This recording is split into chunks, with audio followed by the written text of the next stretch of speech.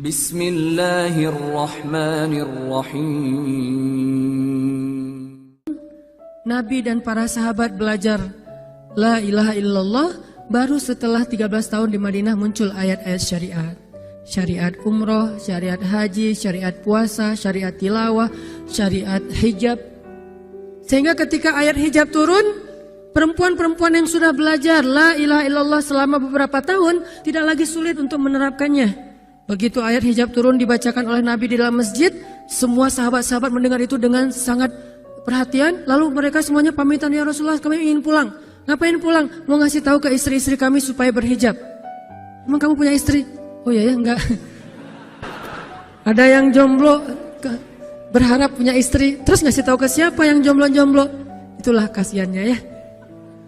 Enggak bisa ngasih tahu ke kakaknya, adeknya, apalah siapalah, mantannya mungkin. Pulang ngasih tahu ke istri-istri mereka, saudari-saudari mereka, putri-putri mereka, dan perempuan yang mendengar ayat ini dibacakan langsung menutup kepala mereka dengan benda apapun yang ada di tangannya, mau jemuran, mau baskom, mau apa, pokoknya pegang apa, tutup langsung. Hijab. Kenapa? Ini perintah Allah. Gak mungkin Allah memerintahkan kita sesuatu kecuali ada kebaikan di dalamnya. Itu aja pertimbangannya. La ilaha illallah. Bukan kenapa? Kan lebih nyaman gak pakai hijab. Kan ini, kan itu. Enggak. Satu aja alasannya. Alasan la ilaha illallah. Kalau ini perintah Allah, sami'na wa ata'na. Itu dampak dari la ilaha illallah. Dikasih perintah sesulit apapun, termasuk Zainab dengan Zaid bin Harisah. Pernah kan baca kisah Zainab di surat Al-Ahzab? Mungkin kapan-kapan kita bahas itu. Efek dari la ilaha illallah. Tiba-tiba Nabi datang kepada Zainab. Sebetulnya Zainab ini ada hati kepada Nabi Muhammad. Siapa sih yang gak punya hati untuk Rasulullah ya? Semua cewek juga pasti mengidam-idamkan pengen jadi istri Nabi. Karena otomatis istri Nabi itu adalah dijamin surga. Siapa yang gak pengen jadi istri Nabi? Di surga nanti punya rumah, satu rumah dengan Nabi. Kan keren banget. Kita bisa jadi tetangga Nabi aja di surga udah keren banget. Apalagi serumah dengan Nabi. Semua cewek juga pengen jadi istri Nabi, termasuk Zainab. Dan itu hal yang wajar. Pas Nabi datang ke rumah Zainab, Zainab udah kegeeran. Nabi bilang kepada keluarga Zainab, saya ingin melamar Zainab. Zainab udah bahagia. Untuk Zaid, untuk Zaid, bukan untuk Rasulullah. Zaid? Siapa Zaid? Anak angkatnya Nabi Muhammad SAW, bekas budak. Mirip-mirip dengan Julaibib. Julaibib itu edisi Madinah, Zaid itu edisi Mekah. Ada dua cowok jomblo yang sama-sama pernah diuji dengan masalah jodoh. Zaid edisi Makkiyah, Julaibib edisi Madaniyah. Dua-duanya jomblo. Dua-duanya orang biasa, gak punya daya tarik. Followersnya gak ada, 0. Bukan selebgram sama sekali. Kata Rasulullah, aku melamar Zainab untuk putraku Zaid bin Harithah, anak angkatnya Nabi. Zainab menjawab apa? Ya Rasulullah, saya gak cinta sama Zaid. Jawaban yang sangat wajar kan? Dan jawaban yang paling sering kita dengar sekarang kan? Maaf ya, aku gak ada perasaan, kita jadi adik kakak aja. Itu kan standar ya? Standar banget lah kayak gitu-gitu. Maaf ya, kita jadi temenan aja. Maaf ya, aku gak ada perasaan apa-apa selama ini. Maaf ya, dan segala macam. Dengan bahasa-bahasa halus tapi nolak intinya. Kenapa gak bilang aja, udah gak usah kesini lagi? Kan jelas ya. Ini dengan bahasa, ya Rasulullah, aku tidak cinta kepada Zaid. Karena cinta juga pertimbangan yang penting. Dan Nabi juga tidak mengizinkan kita menikahkan putri kita dengan seseorang yang putri kita tidak berkenan dengannya. Tetap harus ditanya, ya Rasulullah, saya tidak cinta dengan Zaid. Turun ayat. Katakan kepada orang-orang yang beriman, laki-laki dan perempuan, kalau Allah sudah memerintahkan sesuatu, tidak ada kalimat yang keluar dari lisan mereka kecuali sami'na wa ata'na. Nabi bacakan ayat ini kepada Zainab. Zainab mendengar, ya Rasulullah, Allah yang menyuruh ini. Ya kata Rasulullah, sami'na wa ata'na. Kebayang gak tuh? Efek dari apa? La ilaha illallah. Jadi la ilaha illallah itu bukan cuma kalimat zikir, bukan cuma kalimat doktrin ideologi, bukan cuma masalah teologi secara teoritis, bukan. Ini dampaknya kepada akhlak, dampaknya kepada ibadah, dampaknya kepada banyak pilihan hidup dari la ilaha illallah. Orang kalau nggak baik la ilaha illallah pasti susah memilih pilihan-pilihan dalam hidupnya. Kalau tidak baik la ilaha illallah pasti susah untuk berperangai, sabar, memaafkan. Itu semuanya ada hubungannya dengan la ilaha illallah. Sama kayak Abu Bakar, ketika dia sakit hati kepada orang yang memfitnah anaknya, Dia cari tahu siapa orang yang pertama menyebar hoax tentang Aisyah. Ketahuan, dilaporin, diperkarakan sama Abu Bakar. Tiba-tiba turun ayat dari Allah. Janganlah orang yang memiliki kelebihan harta di antara kalian bersumpah untuk tidak lagi membantu saudaranya gara-gara sakit hati. Hendaklah dia berlapang dada dan memaafkan. Itu perintah Allah. Berlapang dada dan memaafkan. Terus konsekuensinya apa? Balasan janji Allah apa? Ala tuhibbuna ayyaghfirallahu lakum? Tidakkah kamu suka jika Allah memaafkan juga kesalahan-kesalahan kamu? Jadi deal-dealannya dengan Allah, bukan dengan makhluk. Enak aja saya maafin dia, untung di dia, rugi di saya. Enggak. Kalau kita transaksinya dengan makhluk, kita rugi. Tapi kalau kita transaksinya dengan Allah, kita untung. Libatkan Allah dalam urusan kita. Dan ini gak mungkin kita lakukan kalau gak baik. La ilaha illallahnya. Allah nawarin kepada Abu Bakar. Ala tuhibbuna ayyaghfirallahu lakum? Tadinya Abu Bakar kesel banget sama tuh cowok. Terus turun ayat ini, wal ya'fu wal yasfahu. Hendaklah dia memaafkan dan berlapang dada. Abu Bakar berat. Tiba-tiba Allah katakan, ala tuhibbun ayyaghfirallahu lakum? Bala ya Rob. Kata Abu Bakar, tentu ya Allah kalau gitu saya akan maafkan. Demi supaya Allah memaafkan kesalahan saya. La ilaha illallah. Zainab, sami'na wa ata'na. Ya udah saya terima Zaid ya Rasulullah. Alhamdulillah. Datang Nabi ke Zaid. Zaid, mau nggak nikah sama Zainab? Sebetulnya mau banget, tapi nggak pede. Zaid takut Zainab nanti jadi terpaksa menikah dengan Zaid, jadi nggak nyaman. Zaid juga nggak mau menyulitkan Zainab. Ya Rasulullah, saya nggak pantas untuk Zainab. Kata Zaid.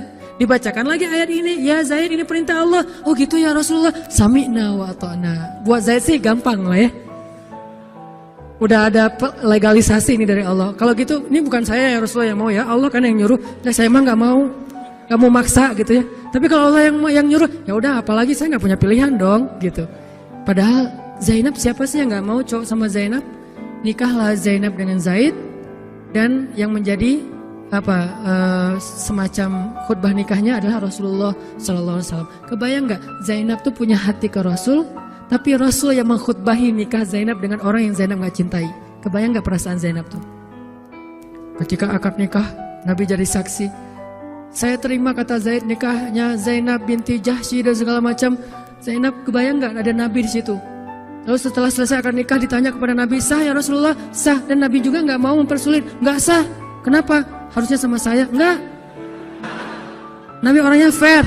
Nabi orangnya bijaksana. Orangnya dewasa. Gak kayak kita. Kita tuh bahaya banget jadi saksi kalau jadi mantan. Pasti gak sah. Dan Nabi gak gitu. Sah langsung di kali pertama. Kebayang Nabi memberi nasihat kepada Zainab, nasihat kepada Zaid. Zainab, aduh kenapa bukan Nabi, kenapa Zaid? Tapi apa?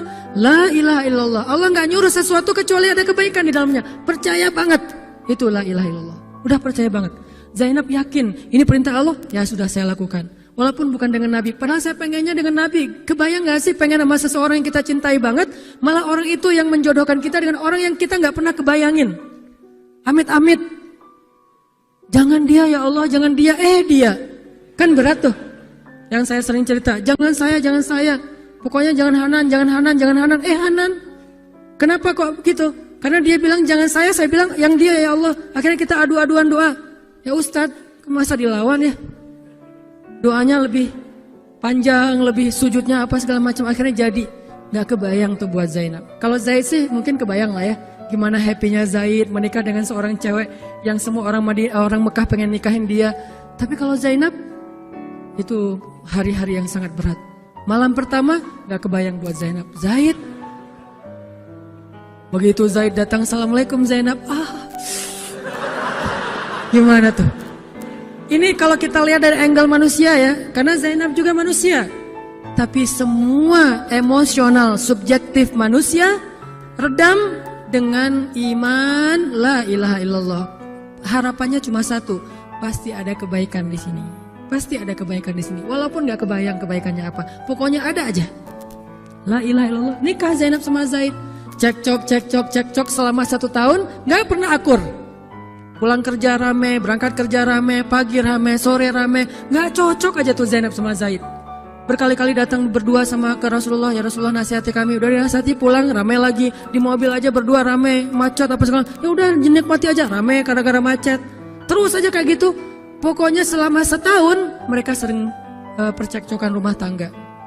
Jadi kalau kita ngelihat ada keluarga yang mungkin baru menikah kemudian bercerai, jangan menjudge mereka. Karena menikah itu ibadah, perintah Allah. Itu lebih baik daripada tidak menikah tetapi sudah melakukan banyak perbuatan dosa. Walaupun akhirnya nauzubillah ada hal-hal di luar dugaan, maka la'allahu khair, mudah-mudahan ada kebaikan. Mereka berani menikah muda aja, kita harus acungkan jempol. Mereka berani menikah muda aja, kita harus respect. Kan saya sering bilang no judgment, respect to other kan. Berani mengambil keputusan menikah muda, baru berhijrah udah langsung menikah. Itu bukti dari iman. Kenapa kita menjudge seolah-olah kita lebih baik dari dia? Emangnya kita berani melakukan hal yang mereka lakukan? Gak berani buktinya. Berarti dia lebih baik daripada kita. Walaupun kesudahannya, kalau mereka bercerai setelah menikah baru beberapa lama, ada yang lebih soleh dari mereka juga bercerai baru setahun menikah. Zainab dengan Zaid, dua-duanya dijamin surga. Dua-duanya dijamin surga. Pernikahan mereka cuma bertahan setahun. Setahun kemudian, Zaid datang kepada Rasulullah. Zaid bilang, ya Rasulullah, kayaknya udah gak bisa dipertahankan hubungan saya dengan Zainab. Zaid, sabar.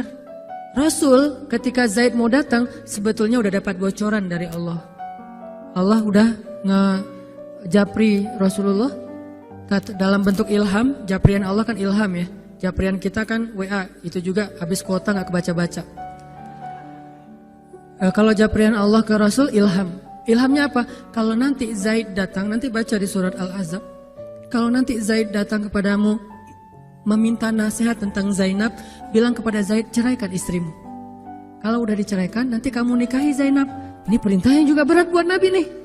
Kebayang gak sih anak angkat kesayangan Nabi yang selama ini baik banget sama Nabi, tiba-tiba dia punya masalah dengan istrinya, disuruh cerain dengan niat kalau udah cerai nanti dia yang nikahin. Kan gak kebayang tuh buat Nabi. Ditambah lagi Nabi itu orangnya ra'fah banget, sangat gak enakan. Kita aja gak tega kayak gitu. Emang ada yang tega kayak gitu? Gak tega kan? Zainab mantan kita sih. Sekarang cowok itu datang ke kita, suaminya Zainab. Ustadz, gimana nih Zainab, perlu saya pertahankan?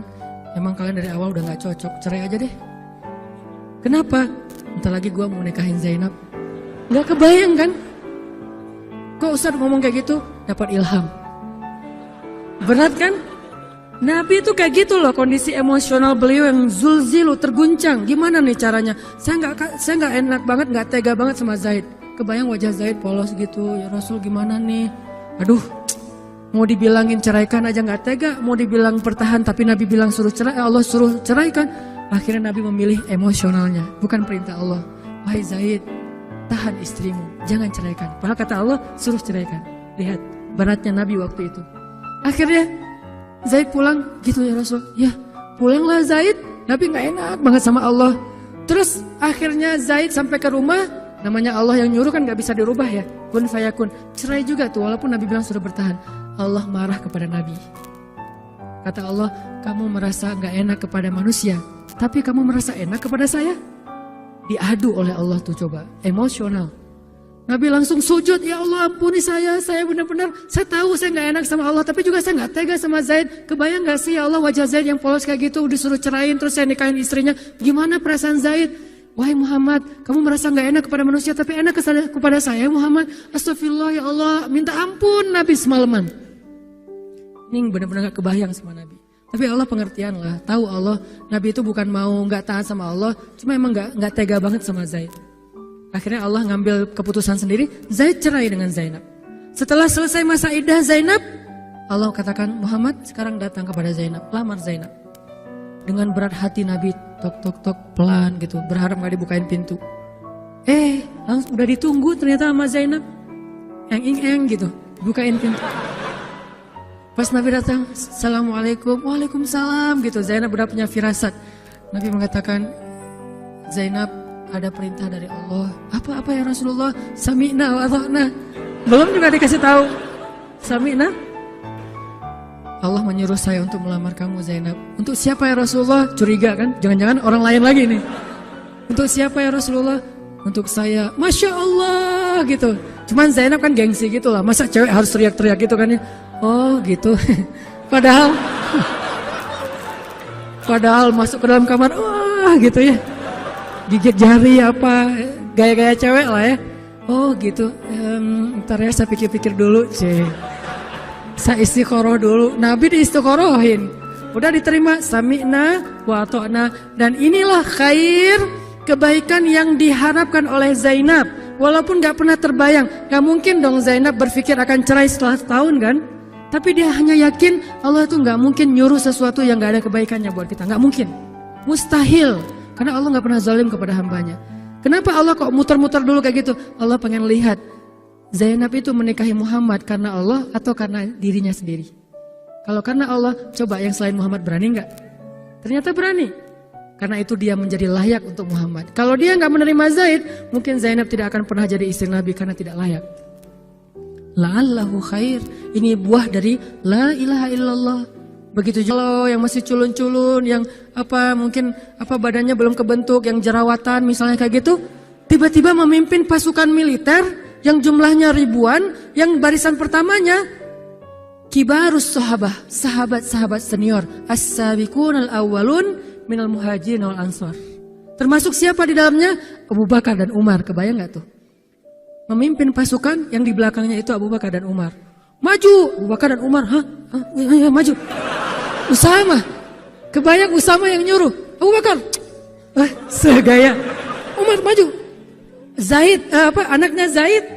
Tapi tidak ada yang bisa membantah. Kenapa? Itu wasiat Nabi sebelum wafat. Aku perintahkan kalian untuk dipimpin oleh Usamah bin Zaid. Karena dia adalah anak muda yang luar biasa. Itu hadiah Allah untuk Zaid. Karena dulu mau menikahi Zainab walaupun hatinya sebetulnya tidak mau. La'allahu khair, la ilaha illallah. Masing-masing dikasih kebaikan dengan cara-cara yang berbeda.